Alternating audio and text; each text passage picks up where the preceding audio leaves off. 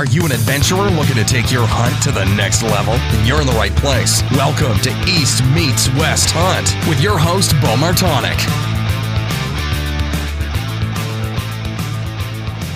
Hey everyone, welcome back to another episode of the East Meets West Hunt podcast presented by Onyx. On today's episode, I am joined by Chad Mendes, former UFC superstar, owner of Finz and Featherz, and co-author of the Provider Cookbook. Chad and I talk about his journey with guiding and teaching new hunters, what it means to be a provider, the new cookbook, whitetail hunting, bare knuckle boxing, and a story of a brutal elk hunt with his wife and father. This episode is brought to you by Onyx. The Onyx Hunt app is your premier GPS hunting app. It turns your phone into a working GPS. This time of year, I am scouring the maps on the desktop version of the app to look for areas to scout and hunt for mountain bucks, as well as potential hunting locations for my annual Western hunt, which is just coming up here in just over a week. The new 3D feature makes it convenient to look for glassing locations and ways of travel. If you want to check out the Onyx Hunt app for yourself, head over to onyxmaps.com. Use the coupon code EMW to save 20%. Tethered is a company founded on the principles of educating the hunting community on saddle hunting while creating the most innovative, lightweight, and safe products for saddle hunting. I'm using the Phantom saddle system with the Predator platform for all of my mobile hunts. To learn more about tethered and saddle hunting, head over to tetherednation.com. Maven is building the highest quality optics at half the price of their competitors through their direct-to-consumer business model. They want to create the best optics for the job, period. And I am using their B3 8x30 binos for all of my eastern hunting, whitetails, turkeys, scouting. I've done a YouTube video on these not too long ago, and I just really love this piece of glass. Super lightweight and compact. You don't even know it's on your chest, but just as high quality as some of their bigger optics. If you want to check out Maven Optics for yourself, head over to mavenbuilt.com and use the coupon code EastMeetsWest-gift for a free gift with any full price optics order. Hunters require an accurate forecast of the best hunting days and the best hunting spots to save time on scouting and actually executing the hunts. The Spartan Forge outfitter utilizes years of military background and machine learning to pull from millions of data points to accurately predict deer movement, which includes real GPS data, 30 years of weather, academic and state research. You can use the code EastMeetsWest to save 25% off of the outfitter at SpartanForge.ai. On this week's Mountain Buck Story of the Week, we have a story from Corey Winch. And Corey wrote, I love the information you're pushing with the mountain buck hunting. I live in the southern Adirondacks of upstate New York. I just wanted to share a mountain buck story with you that kind of lit a fire for chasing mountain bucks for me. In August of 2019, I was in a serious car accident that left me with a serious leg injury just before the start of the New Jersey hunting season. I was staying down there at the time following the crash with an ex-girlfriend. On October 29th of 2019, I decided to make my first real hike into the mountains of New Jersey since the accident in August. I was still healing and a little limp, but the conditions were too good to not try my luck and be in the woods. And for peace of mind at the time, I wanted to be in the woods. Long story short, I hiked with a buddy of mine about 1.25 miles up a power line right end of the way into a 4,000 to 5,000 acre tract of fairly steep hardwood mountains in northern Jersey. The spot that we hiked into was off the peak of one of the mountains on a north slope. It was kind of warm that day with a light drizzle, but in my experience, those days of light rain in the pre-rut are fire days to be out there. As we approached the mountainside we intended to hunt, we ran into two separate rub lines that intersected at the power line right away. One rub line went to the south, the other went to the west. My buddy and I decided to each hunt one of the rub lines. I chose to head towards the west, which evidently led me approximately 200 yards from where I suspected a buck would be bedding. And this was all speculation at the time until it wasn't. I followed the rub line I mentioned for approximately 400 yards until I reached the last rub I could see, which was the 12th really fresh rub I came across on this line. I set up my lone wolf in the tree with the best cover, which was a beach.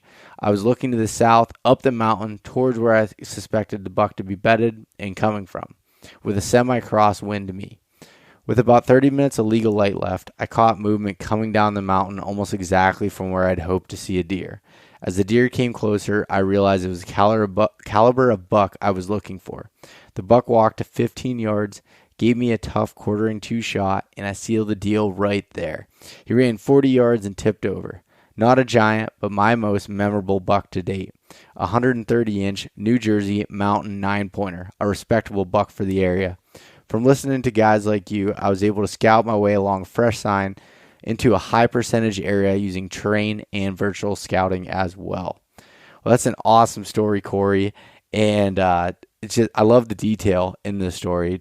I think people will be able to learn a lot from it, and taking the time to learn from other people and then applying that knowledge in the field and becoming successful in it after overcoming a serious injury. I think that's an awesome story. If anybody wants to check out the photo of this mountain buck, head over to my Instagram, East Meets West Hunt, or Facebook, East Meets West Outdoors, and you can check that out. All right, so over the weekend at the Bucks and Bows Archery Tethered Teach and Train Tour event with John Eberhart and the whole Bucks and Bows crew. It was such a fun event. It was really nice to get to see everybody again. I used to work at that bow shop 3 years ago, and I guess it was a little over 3 years ago now, but I spent 3 years working there part-time. That's kind of where I got my start. So I was excited to get down there and hang out with those guys and get to talk to so many people. I mean, in the 4-hour event, it was just constantly crowded. I had a booth set up selling some apparel, and it was flowing. I was talking to people the entire time. I never even sat down to eat my lunch. So it was really great to talk to everybody and love having these events. So before we get into this episode, Chad, I need to apologize first and foremost because I screwed up. So the first time in 196 episodes that I did this, I didn't check my memory card prior to recording the episode, and just so happened that I was out of memory partway through it. So luckily I caught it and probably only missed 15 minutes of the conversation. And Chad was on a little bit of a time crunch, so couldn't re-record that section. We were talking about hunting in California and a bunch of opportunities that are there. Really good information. Upset that we weren't able to get that, but we were able to get the rest of the recording and be able to put it all together. So I hope that everyone still enjoys the episode. I think there's a lot of really good stuff in here. I was just upset that we didn't get to cover that part and a little bit about how hunting and fighting relate to each other from a physical and health standpoint. But anyways, it was a pleasure to get to interview Chad and get to talk to him here. So thanks everybody for listening. I really appreciate it, and take care. Have a good rest of your week. All right, we're live. Chad Mendes, welcome to the show, man. What's up, guys? Thanks for having me. Yeah, it's a pleasure to be able to have you on. It's funny.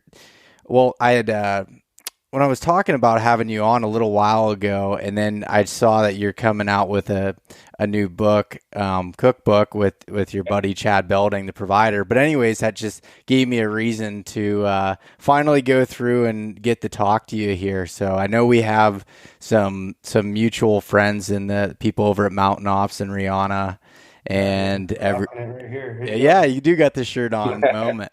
But yeah, so thanks for coming on. Yeah, man. Thanks for having me. I'm excited to talk about this stuff. We launched that cookbook. It's the pre-sales just recently, and those things will be done and going out in November. I think it's November 10th, if I'm correct. But so pre-orders now, and then what we're doing is any pre-order now through October 1st enters people in, and then we're going to give away 2 tickets to my upcoming fight in October 22nd. So floor seats, come watch me kick someone's butt, and then they're coming to my after party after. So Oh, It'll be a good awesome. time for sure. Well, Yeah. cool. Well, before we get into the cookbook and everything else, I kind of want to, in case anyone hasn't heard of you, if you want to kind of give a little background of yourself, and then we'll kind of go from there. So obviously Chad Mendes is my full name. I started wrestling when I was 5 years old. I wrestled every year all the way up through college. I got recruited to wrestle at Cal Poly, San Luis Obispo. Wrestled there, was a NCAA runner-up my senior year, two-time All-American, multiple-time Pac-10 champ, and then basically graduated. And that very next day, moved up to Sacramento and jumped right into pro fighting with Uriah Faber. And I trained for about 3 months and had my first pro fight. Absolutely loved it. Got the win in the first round and basically just kept moving forward. I fought, I think, 5 times in the smaller shows before signing with Zuffa, who owned the UFC and the WEC. And man, the rest is history. We're here now. And obviously, hunting and fishing has always been such a huge part of my life. My dad and my brothers, we all did it growing up. That's kind of how I was introduced to it, and just always loved it. Grew up hunting black-tailed deer here in California, D7 up above like Fresno area our whole lives. And basically just after college, with college, I didn't have a ton of time with wrestling and everything. Once I graduated and started fighting, definitely started getting back into my roots and doing a lot more hunting and fishing up here in Sacramento. And then actually started doing more out-of-state hunts, which I had never done growing up, which led me basically to start Finz and Featherz, which is, we call it like a celebrity outdoor service where we basically put on different hunts and fishing trips all over the world. And we put different UFC fighters, pro ball players, actors, pro snowboarders on the trips with clients. So they get to go hunt. And some of them I'm guiding, some of them I'm there hunting with you and just hanging out in camp. So, and same thing with the other guys. So, we took something from my ultimate passion of hunting and fishing, obviously growing my brand in the MMA world, and then kind of just flopping the two and expanding that into the Finz and Featherz world. So, I launched that at the end of 2015, and man, we've been having such a good time with it ever since. It's so fun for me to be able to go out there and hunt with people who love the outdoors, and we share so many different things in common. And yeah, man, it's been a good time for sure. So that's basically what I've been doing for the last probably, we launched it in 15. So that's been most of it. Yeah, and what's funny is, well, first of all, I think it's pretty cool to see like how you kind of had that exit strategy planned, as you were going through, fighting MMA, realizing like, okay, I can't do this forever, and had the love for hunting, and were able to turn that into a business and be able to have something after you retired, but which I'll ask you about in a minute, which you kind of didn't, but did, right? Yeah. But before I go there, I wanted to say, what is it with? It seems like a lot of fighters are hunters. Is that accurate, or is there just maybe I'm just exposed to? I think there is a good amount. I wouldn't say all of them. Like I think on my team here in Team Alpha Male, there's maybe 3 of us that hunt. Me, Tyler Diamond, and I think Darren Elkins, he's an Indiana boy, so I think he grew up hunting whitetail, but doesn't really do it much. But me and Tyler Diamond are probably the biggest hunters on our team.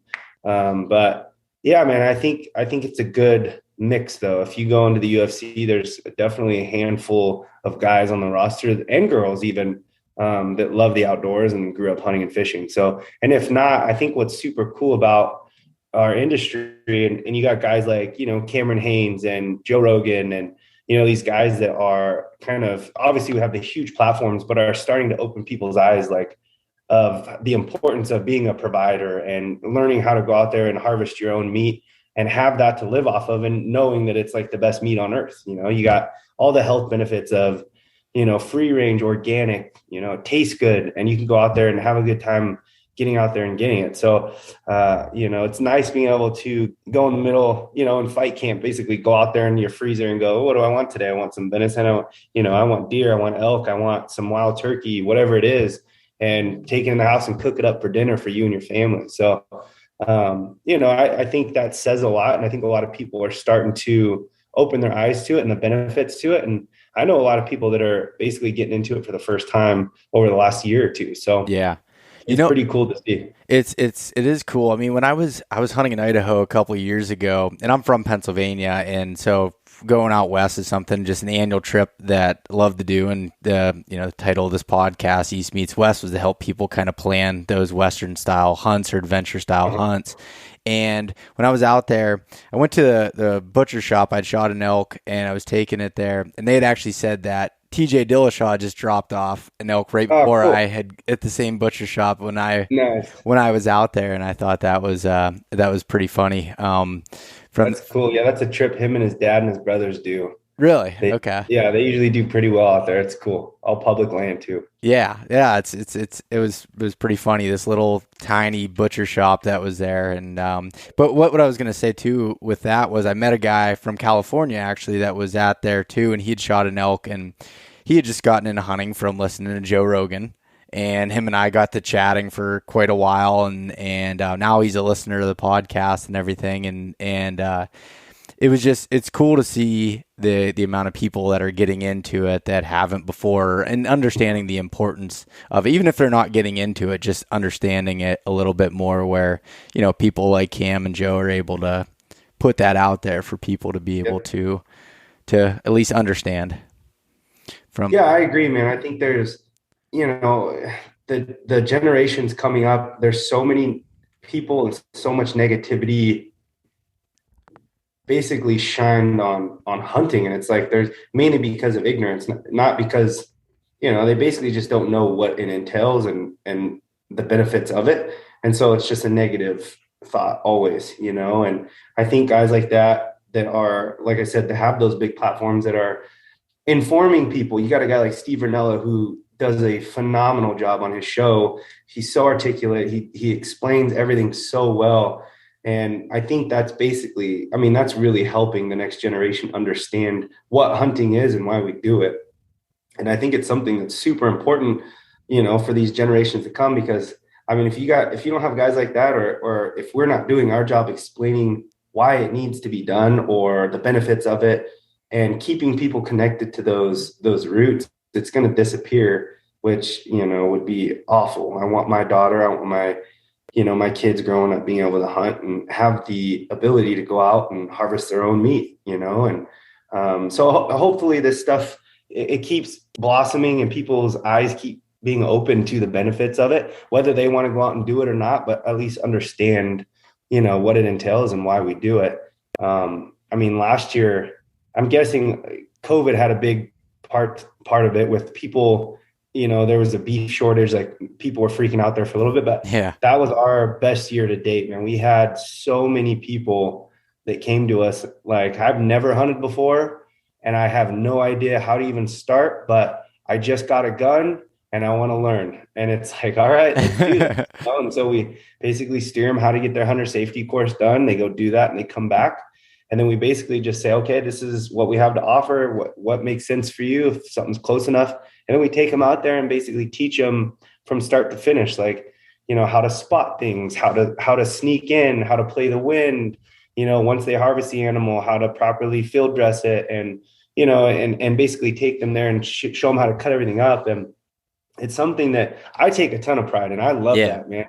People that have never done it before, like I almost wish like I could take everybody that has never hunted before on every single one of our trips. Cause it's, they listen, they pay attention, and they're just like a sponge. They want to learn everything. It's so cool, man. But last year we had a ton of first time hunters. Well, it's funny. Cause like when I used to work at an archery shop for a while part-time. And when I would do lessons to people, I loved new people and women because they listen to everything. Yeah. Where guys that had maybe done it before, or they thought they've done it before, their ego is getting away a little bit. Oh, yeah. It's tough to train those. 100%. It's so tough. But like, new people are like sponges, when they come into it. And I'm sure you have some pretty cool stories as far as like just the things that you take for granted growing up hunting, like just knowing and learning that, okay, I gotta teach these people kind of from square one. I think the coolest thing for me to see is that excitement,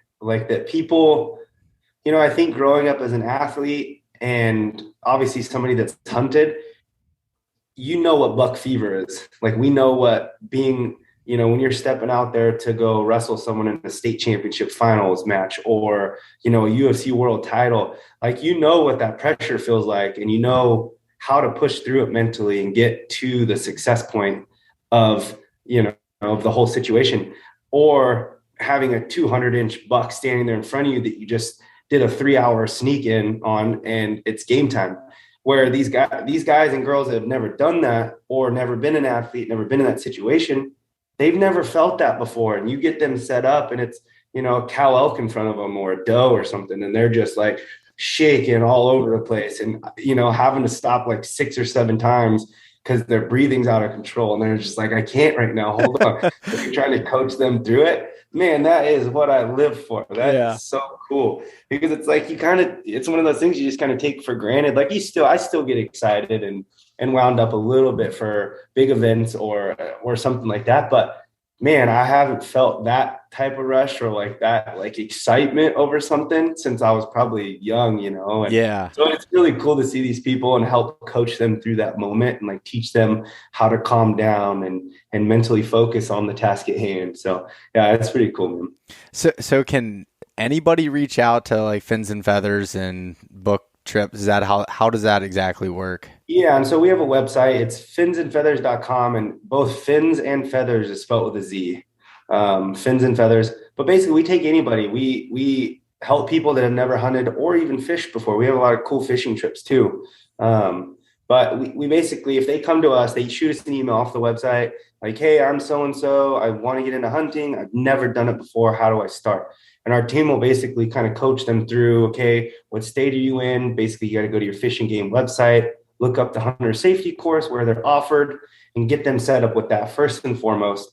And we'll basically steer them there, help them get it set up. And then usually, I mean, not always, sometimes we don't hear from them, just, it's one of those things. But a lot of the times they actually go and do it. And it's, 1-day course. Once you do it, you never have to take it again. And then basically they can come back to us and then we try to game plan what trip makes the most sense for them. Yeah. We have stuff all over the United States and we have fishing trips even down into Mexico and stuff. So like I said, we just kind of map all that out and then we get them booked and take them out, man. And it's a good time. These people, we haven't had any real crazy people that have booked yet. A handful of people that are, introverts and just very quiet and you can tell they're probably nervous as hell. Yeah. I get it. So, it's fine. We, just try to coach them and help them the best that we can and see if they can get it done and have a good time. Yeah, no, that's pretty awesome. And I'm guessing that there's more than just you that's involved in doing this and doing the guiding and everything. Yeah, for sure. Like I personally guide clients on our California pig hunts. We have a ranch up in Northern California near Redding that I personally will guide people and I take them out. But most of the other stuff, basically, I'm just joining them. We basically hire the outfitter and work out, our deal with them. And then we bring clientele to them, send either one of our other celebrities on it, or I'll go there and hunt with the guys and girls and I'll basically kind of coach them and help them during those trips. And, if I see something that needs adjusting, like I'm there kind of helping along the whole process. But we'll have all of our guides that actually like take everybody out and stuff too. So it's a good time for sure. All right. Well, sorry, Chad, we had a little issue. My memory card filled up there, but no worries. We were just getting ready to kind of talk a little bit about the provider and kind of what you had going on there with your buddy Chad Belding. Yeah, so I mean, we started the provider, I think it was last year. We basically have been working on this, especially this cookbook for a while, man.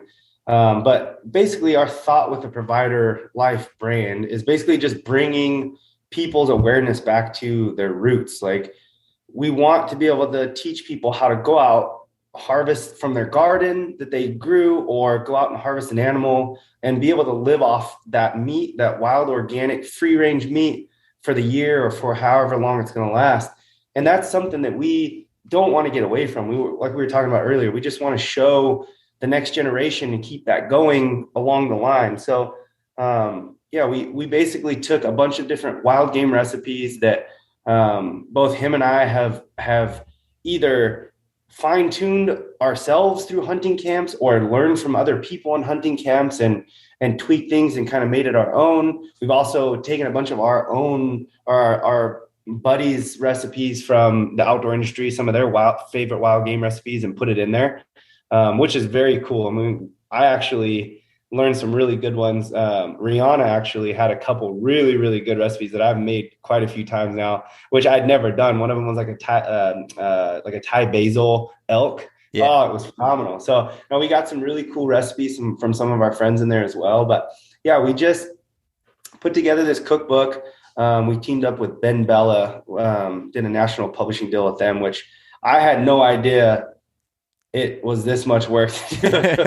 And it, like, no joke, it's been probably over a year back and forth of just doing all this stuff. Me and Belding went out to his place and bounced around to a couple places in Nevada. And we went there for like 8 or 9 days, and it was just cooking and photos and cleaning for like 9 days straight of just for all the photography for the cookbook. Yeah. And I'm sure most people probably do it over their lifetime, just like, I'm sure, but we just photo dumped it, it was cool. It was a lot of work, but I think we got some really good stuff, and we ate really good for like a week. Yeah.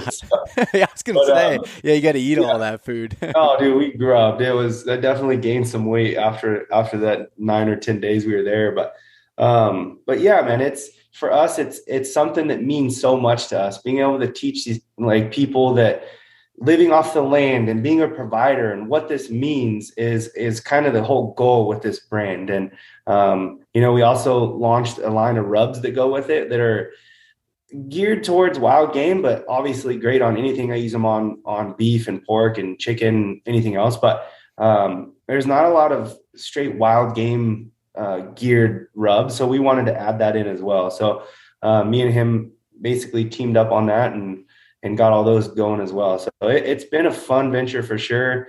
A ton of work, but I think really worth it. I mean, hearing people talk about the rubs so far, everyone's been loving them, which is really cool. We locked up some big retail deals lately, and it's just pretty cool to be a part of it. So.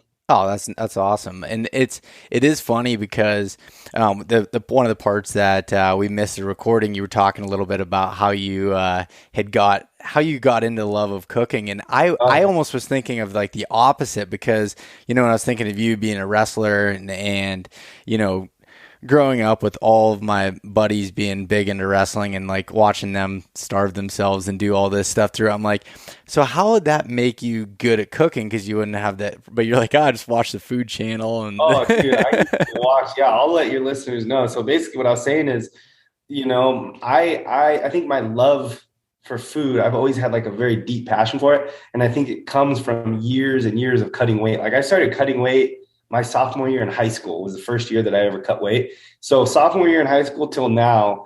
And basically, there's a lot of starving yourself. I mean, obviously you're dieting and following a nutrition plan, but bottom line, when it comes down to the end of making weight, you're not eating much. So like for a fight, I'd sit there like the day before weigh-ins, and I'd just be in my hotel room watching the Food Channel, taking notes like, oh, I'm making this after my fight. I'm definitely doing this. So, and just kind of learning that way. But also my dad was always the one in the kitchen. He had a huge passion for cooking, and I think that just kind of trickled down to me and my brother. So, it was definitely something we learned a lot from him, and I've just taken it into this brand, and hopefully we keep moving forward with it. Yeah. And so the brand obviously is going to be, the rubs and the cookbook. Do you have any plans for anything else, or is that something that you can't share? Yeah, we're working on a show too, which is going to be somewhat similar to like Rennell's, like the Meat Eater show, where we're basically, it'll be us on different hunts. Basically the same thing. We're just spreading the knowledge of the hunt, teaching people along the way, pointing out, different things that maybe someone didn't know usually happens in the field or whatever it may be, showing the hunt. And then we're going to take that game that we harvest and then get into a kitchen somewhere or somewhere where we can prepare the food and make really cool recipes and just show the camaraderie of, friends and family enjoying a meal that we just went out and got in the field and created ourselves. So I think it basically shows the field to fork aspect of the provider and what that mentality is. And I think that's going to translate well to people. But yeah, that's definitely something we're working on now. So hopefully I'm thinking Belding's kind of the one on like spearheading that. So I think that's going to be this year, but it might be next. Oh, nice. So you'll be filming for that this fall then, starting that process? Yep. Well, how are you going to do that with your fight? Yeah, and that's the thing. Like most of my hunting is on hold now. So I was supposed to do a Dall sheep hunt right now. I would be in Alaska, but that's got postponed till next year, which is fine. And then I'm basically going to Wyoming at the end of the month for like a 3-day hunt. So I'm basically just using my days off from training, and normally I stagger them throughout the week, and I'm just going to bunch them right there. I'm going to go out and do an archery antelope hunt in Wyoming, come back. And then I have one more hunt at the end of September, Catalina Island, which this is another cool California hunt that I should have mentioned earlier. This is one of our Finz and Featherz trips, but Catalina Island has mule deer on it. They used to have wild boar and goats, and they have a ton of bison, which you can't hunt the bison, but there's deer all over. And we've teamed up with the only outfitter on the island. So you basically ferry out there, and then we can hunt mule deer on the island, which is super cool. Yeah, you're up on a huge bluff like I was talking about earlier, and you just have ocean all around you. It's pretty cool. But I'm gonna go try to do that. It's another 2-day hunt, real quick hunt, and then come back up and hit training again. But outside of that, my September elk is gone. It's all good. And then my October, beginning of October mule deer hunt in Utah is gone. That's our Finz and Featherz one. I'm putting someone else on it, but I'm picking it right back up after the fight though. Me and TJ Dillashaw are headed out to Colorado, and we're going to go do a mule deer elk combo out there. Okay. See if we can put some meat in the freezer. So fingers crossed. Nice. Do you ever do any whitetail hunting? Mm-hmm. I love whitetail hunting. I have a good buddy, Zach Singler, in Ohio, that is a huge farm real estate dude. I mean, he's been crushing it, but he buys a lot of properties and then turns them into a hunting farm, usually hunts them for a few years and then flips them and does another one. And so I usually go out there and just do some hunting with him every year. And I've killed some really good bucks out there with him. So, nice.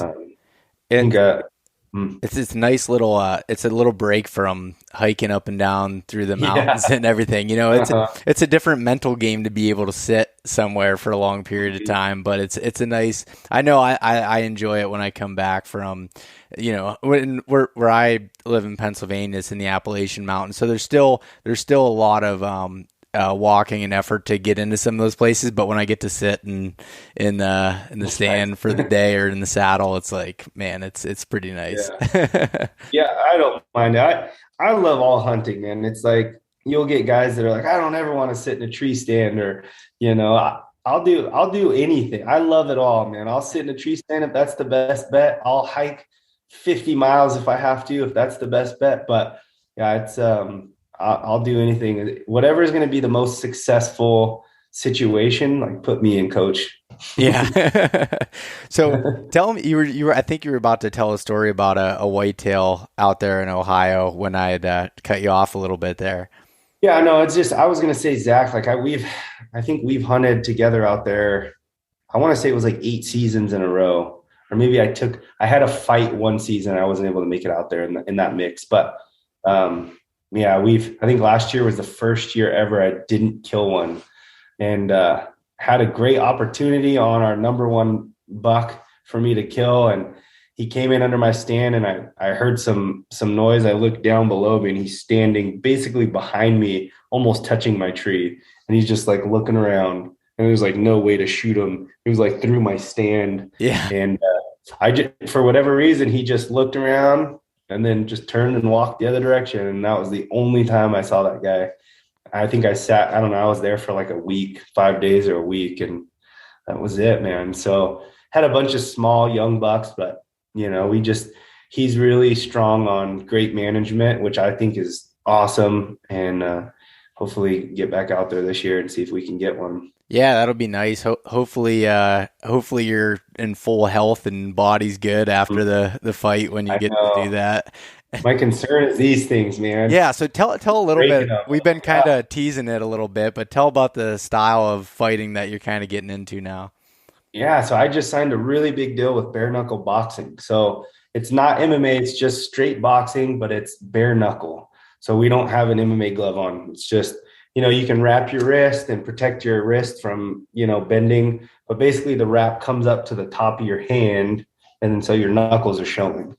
And so, it's definitely a different sport. I've never done just straight boxing outside of just what I do in my gym where I'm sparring and training that way. But this will definitely be the first straight boxing competition I've ever done. And I'm excited for it, man. It's something new. It's awesome basically being able to focus on one discipline instead of MMA where you're fighting to get, 3 workouts in a day because you have to cover wrestling, jiu-jitsu, strength and conditioning, boxing, kickboxing. There's so many different aspects that you have to train because this day and age, everybody's good at everything. It's not like the old days where you could just be a good wrestler and go in there and dominate everyone, or just be a good striker and go in there and dominate everyone. Like everybody's good at everything now. So you have to be good at everything or better than everybody at everything. So, yeah, it's been really nice being able to focus on just boxing and doing strength and conditioning too. But, it's been nice. So I'm excited to get back in there. It's October 22nd, Chandler, Arizona, and bare knuckle. We're going to let them rip. Yeah. where can people watch that at? Is that like a pay-per-view event or what is that? Yeah, it'll be pay-per-view, but the way that the bare knuckle does is they have an app, kind of like the UFC, where you have to download the app. And I want to say it's $3.99 a month. And once you subscribe to that, you can basically watch all their pay-per-views that they provide. So obviously, once I hear more about ticket sales and anything about the pay-per-view, I'll start posting because people have been hitting me up like, when can I buy tickets or where can I buy tickets? And we don't have any of that information yet. They basically plan event to event right now. So it's not like the UFC where they have a big enough team where they can plan like 5 events in a row and just kind of get info out. It's, they're doing event to event. So I'm sure my time's coming up soon for our stuff to get going. Well, I think I heard you say on Rogan's podcast earlier this week that you don't have an opponent yet, right? Like they're still looking for an opponent. Yep, still don't. We just actually reached back out a couple of days ago, and they said still on the hunt. So I'm hoping within the next week we can find a name. I'd like to start game planning and start putting together some video and watching, and you know what I mean. Yeah, that's it's gonna be a definitely a different world for you. But why after all that time, in MMA and anything, do you decide to get, and with all these businesses that you have going on, decide to get back into fighting? Well, I mean, I'm 30. I just turned 36.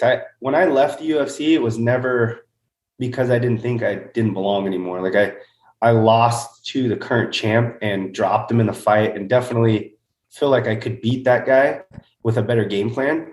But at the time, it's like my contract in the UFC was, when I signed it like 5 years ago, it was a pretty good deal. Now I signed 8 fight contract like an idiot, and it's a horrible deal now. Yeah. Like, I can make more money going and doing all the other stuff, Yeah. And when I retired, the bare knuckle wasn't even an option. This wasn't even an option. I don't even think they were a thing yet, or if they were, it was still like nobody heard of it. Nobody even knew. And so, I didn't really have a ton of other options. It's like I still have 3 or 4 fights on my UFC contract. So I either just suck it up and keep fighting for shitty pay, or I'm done and I go out and start these businesses and make money without getting punched. So I was like, I'm down to do that. And so I did it. Well, obviously I'm staying in shape. I'm still training. I still have the desire if it makes sense. It didn't make sense for me for what I was getting paid. And so this huge opportunity came up. I mean, I signed this 3-fight contract, and it's bigger than any contract I got in the UFC ever, my whole career. And it's like, this is like, if I was getting this in the UFC, I'd still be fighting. It's just, I'm getting over 3 times what I would be getting in the UFC per fight, you know? And so this opportunity came up. I'm still in my prime, and it's a new sport that I've always wanted to try. Like wrestling and boxing, when I was training for any of my UFC fights, are my two favorite things to train. Getting there and boxing sparring and hitting mitts boxing style, like, was probably my favorite thing. And so it's always been something I've wanted to try. And then this huge opportunity comes, and it's like, I don't know, maybe this is just a sign. Let's do this, you know? And the great thing is I don't have to fight 3 times. I have the opportunity to fight 3 times. If I get in there and fight once and I'm like, screw this, this is way too crazy, or I hated it, like, I'm good to go, you know? But Yeah. if I love it, I still have 3 fights on my contract. I can go out there, make a ton of money, and, you know, have fun, and hopefully not get too damaged and get the hell out. Yeah. You know? And still fuel that desire to Yeah, compete. exactly. Yeah. Mm-hmm. Yeah. It's funny because you know, like you said, you're only 36, you said? Yeah, just in May, I just took a visit.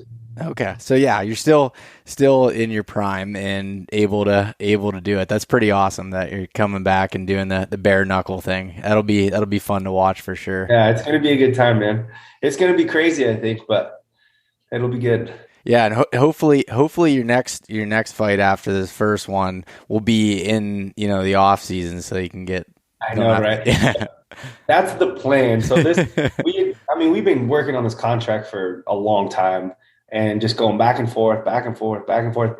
And so ideally, if I could get something locked up, I was hoping it was going to be like April or May or June even.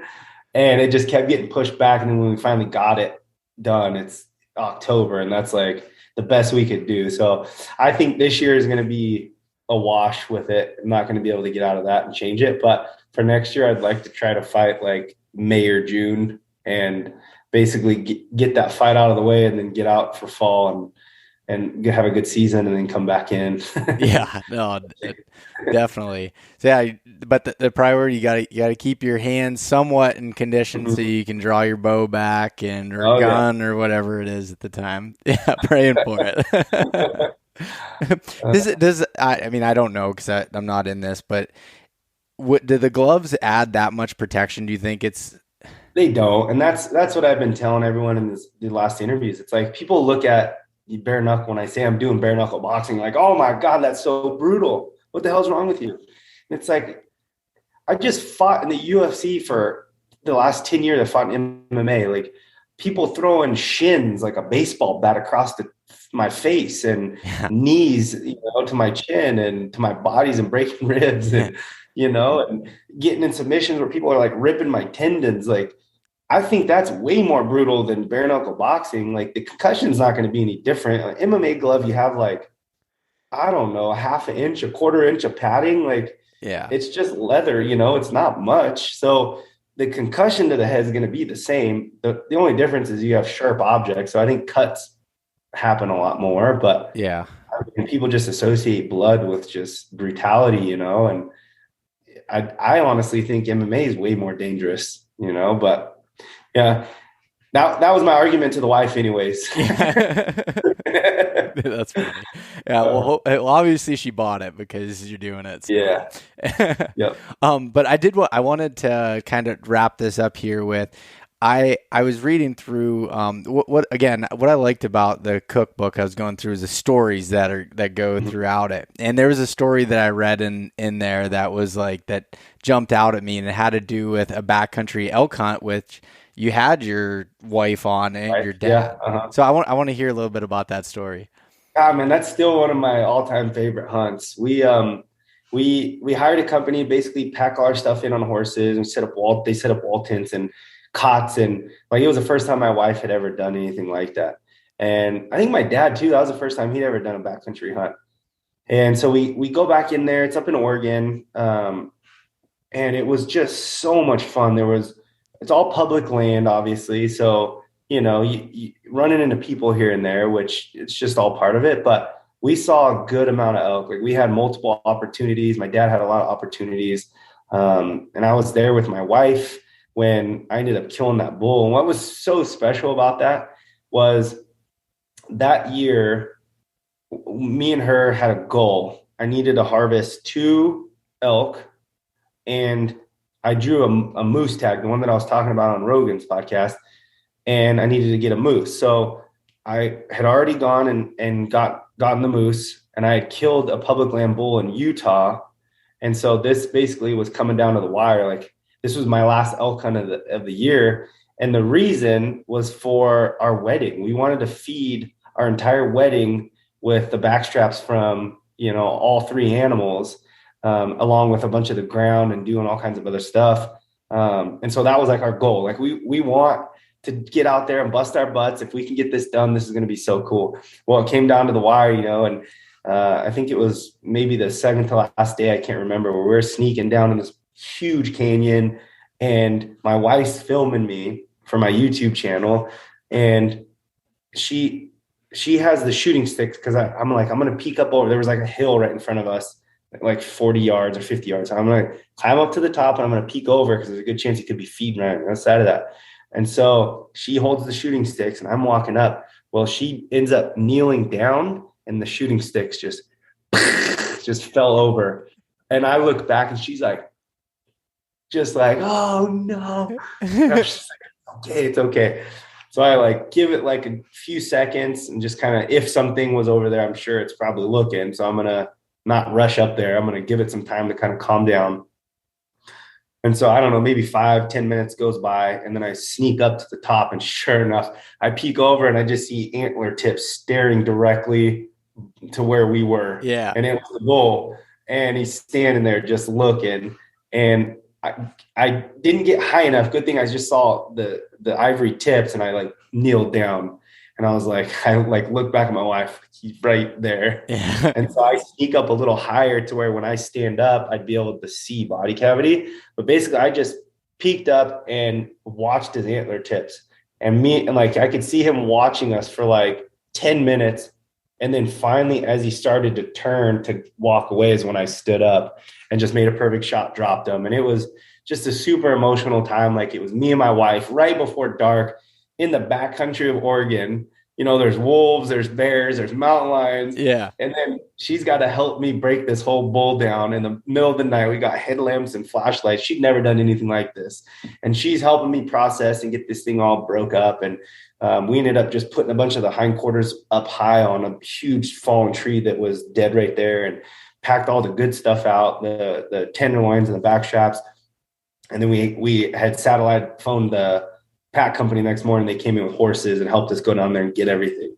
And it was just super cool. We're packing out in the middle of the night, and she's like terrified, it's pitch black coming out of this huge canyon. We got raw meat on our backs, and it was pretty cool. It was a very unique experience. We get back at like, I don't even know what time it was, maybe 1 a.m.